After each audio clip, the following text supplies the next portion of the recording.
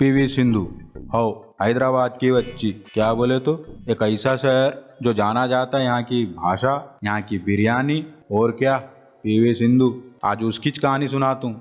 2013 और 2014 विश्व चैंपियनशिप में कांस्य और 2016 रियो ओलंपिक की silver medalist badminton player PV Sindhu ने टोक्यो में भी ब्रॉन्ज मेडल जीता। उन्होंने ब्रॉन्ज मेडल के लिए हुए मैच में चीन की जियाओ विंग हे को हराया। सिंधु टोक्यो ओलंपिक के लिए क्वालिफाई करने वाली इकलौती भारतीय बैडमिंटन खिलाड़ी है। उन्होंने टोक्यो जाने से पहले एक इंटरव्यू में कहा था कि भारत सरकार की ओर से दिए गए सम्मान और पुरस्कारों को सार्थक कर लौटेगी। वह बैडमिंटन में विश्व चैंपियन बनने वाली पहली भारतीय है। महान जोंगनिंग के बाद वह 5 विश्व चैंपियनशिप पदक के साथ दुनिया की दूसरी महिला हो गई है। किसी इंडिविजुअल इवेंट में अब तक के सबसे महान भारतीय खिलाड़ी बनने की राह पर पीवी सिंधु है। लेकिन यह केवल पीवी सिंधु की सफलता की कहानी नहीं है। खेलों में हम हमेशा कंसिस्टेंट रिजल्ट के लिए प्रोसेस और स्ट्रक्चर की बातें करते हैं। बैडमिंटन में अब हमारे पास दुनिया की बेहतरीन एकेडमी है जो मॉडर्न और अप टू डेट प्रोसेस का पालन करती है। आज ग्रेट इंडियन बैडमिंटन की कहानी महज एक कहानी नहीं है, यह एक रियलिटी शो में बदल गया है। यह केवल एक एकेडमी के बारे में नहीं है, यह एक एटीट्यूड है, एक दृष्टिकोण की गाथा है।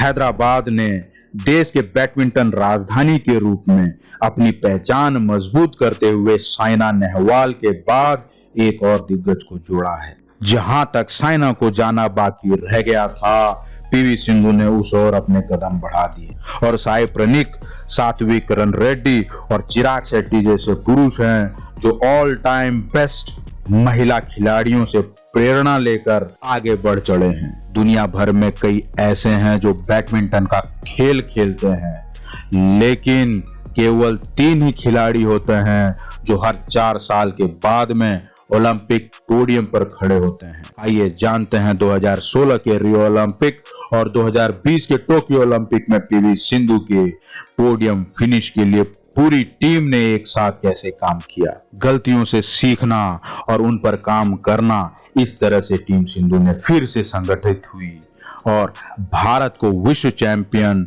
और ओलंपिक में मेडल का खिताब दिलाने के लिए 24 घंटों काम किया।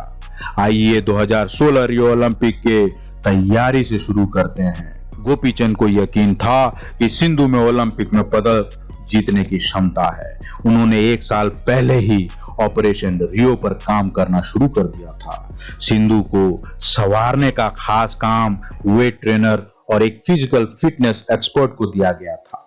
उद्देश्य स्टैमिना और स्ट्रेंथ को बिल्ड करना था ताकि 16 वर्षीय कोर्ट पर 1 घंटे से अधिक समय तक टिक सके और ओपोनेंट को खेलों में थका दे और लंबी रैलियों में चल सके। नोजोमी ओकुहारा के खिलाफ सेमीफाइनल मैच ने साबित कर दिया कि रणनीति कितनी उपयोगी थी। गोपीचंद सिंधु को नेचुरल टैलेंटेड मानते हैं।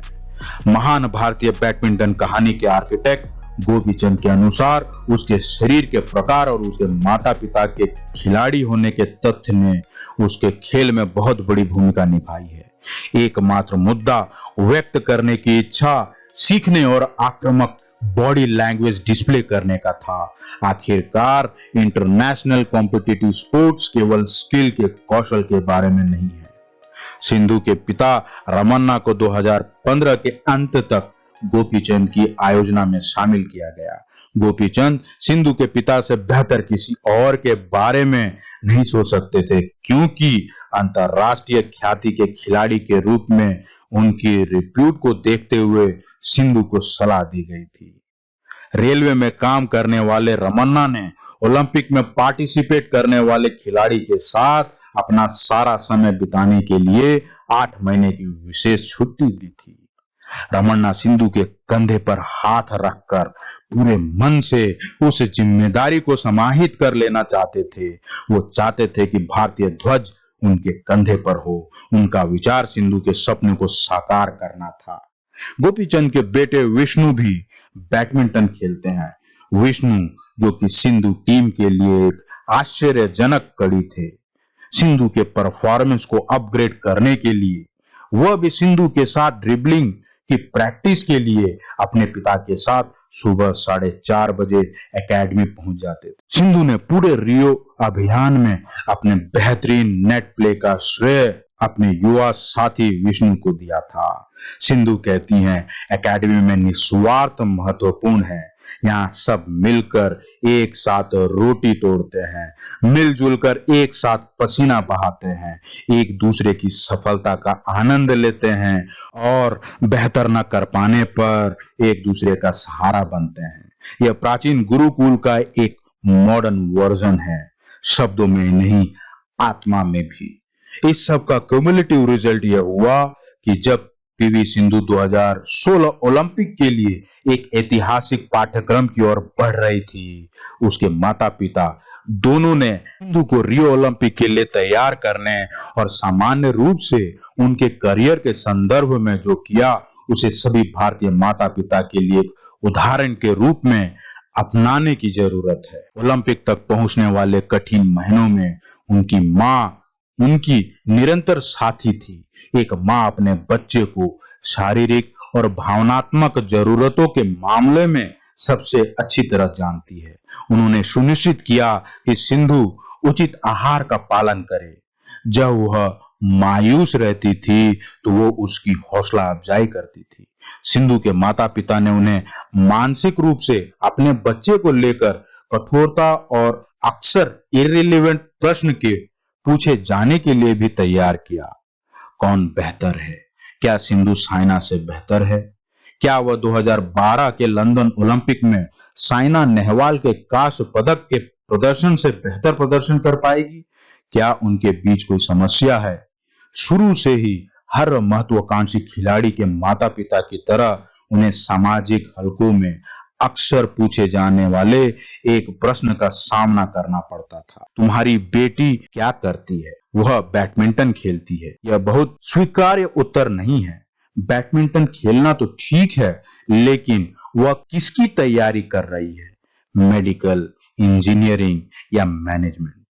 लेकिन वे उसकी बैडमिंटन खेलने की चॉइस पर कायम रहे और इसीलिए परिणाम सभी ने देखा। पहला परिणाम भले ही 2016 में आया हो, ये तो सिर्फ एक शुरुआत थी, मंजिल अभी और आगे थी।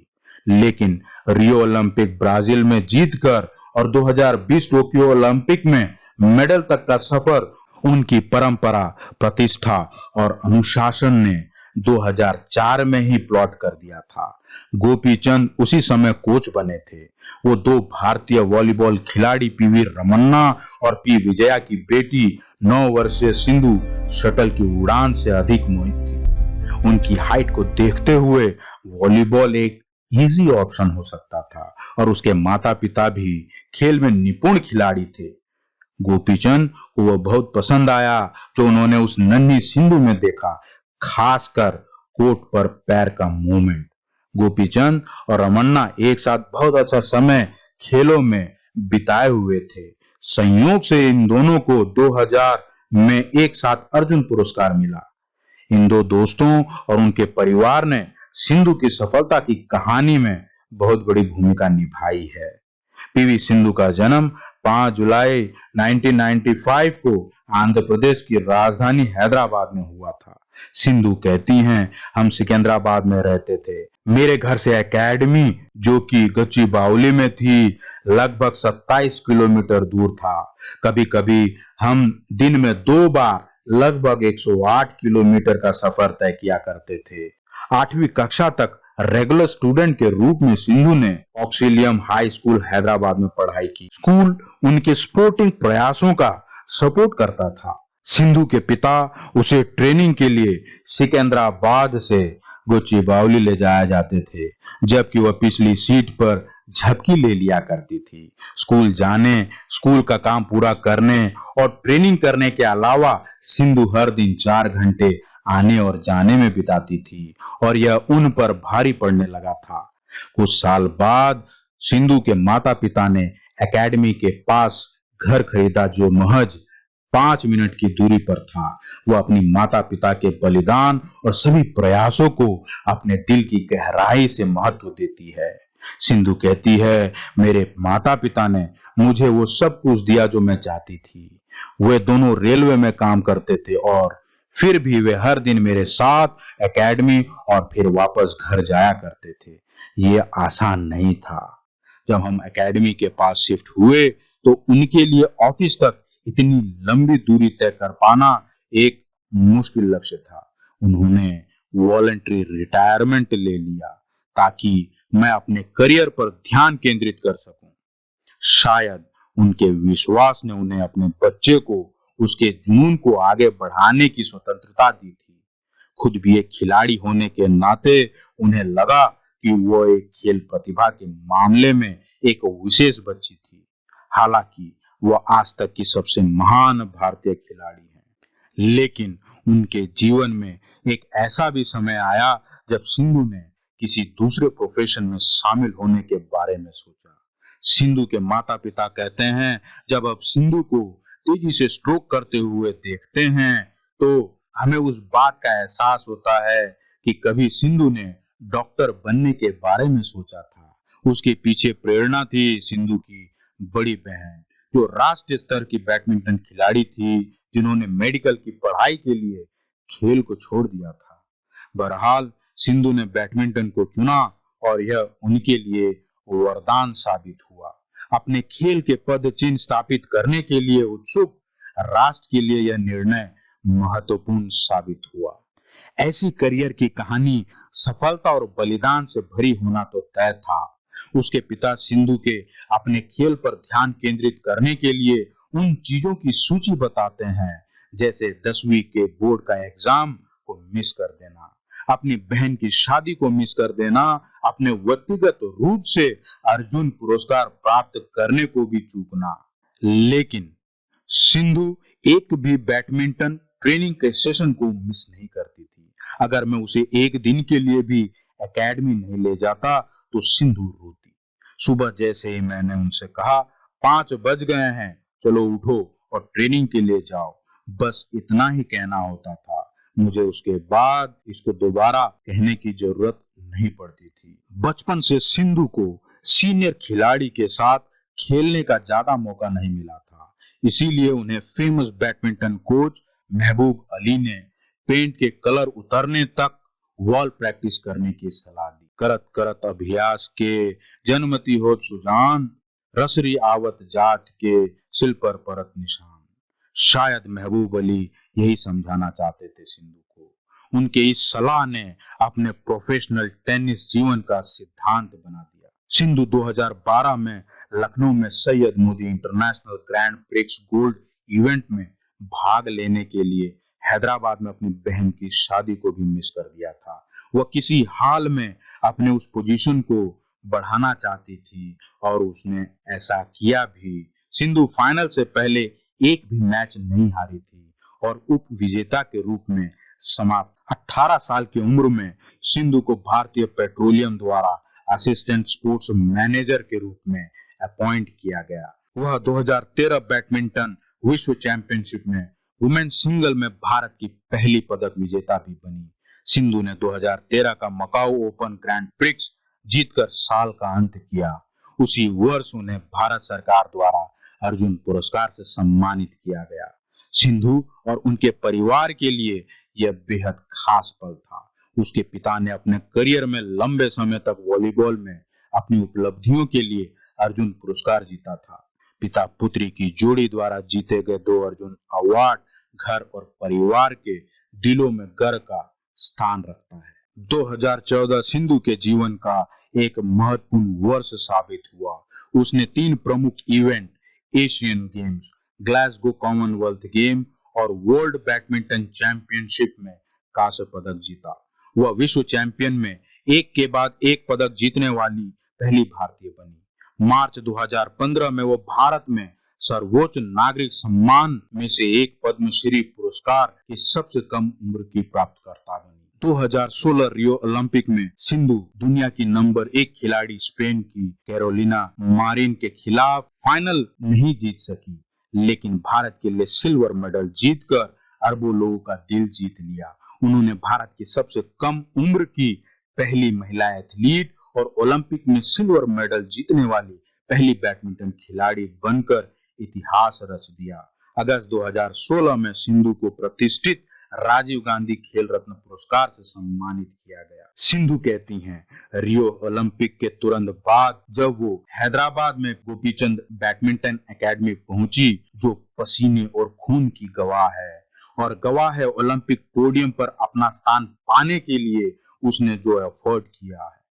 एकेडमी के स्टाफ आज भी एक छोटी सी लड़की के प्रैक्टिस के लिए प्रतिदिन आने, अपनी चौकस निगाहों से कोर्ट के बाहर अपने सीनियर को प्रैक्टिस को देखने और लाइन पार करने पर उन्हें शटल वापस कर देने की मेमोरीज भी सजोए हुए हैं। सिंधु का हैक्टिक प्रैक्टिस शेड्यूल, टूर्नामेंट और ट्रैवलिंग उन्हें पार्टियों में जाने या दोस्त बनाने का समय नहीं देता। सिंधु कहती हैं, एकेडमी में हमारा समय सुबह 4:30 से शुरू होता है, जो 4:30 से 6 बजे, फिर 7 से 8:30 बजे तक होता है।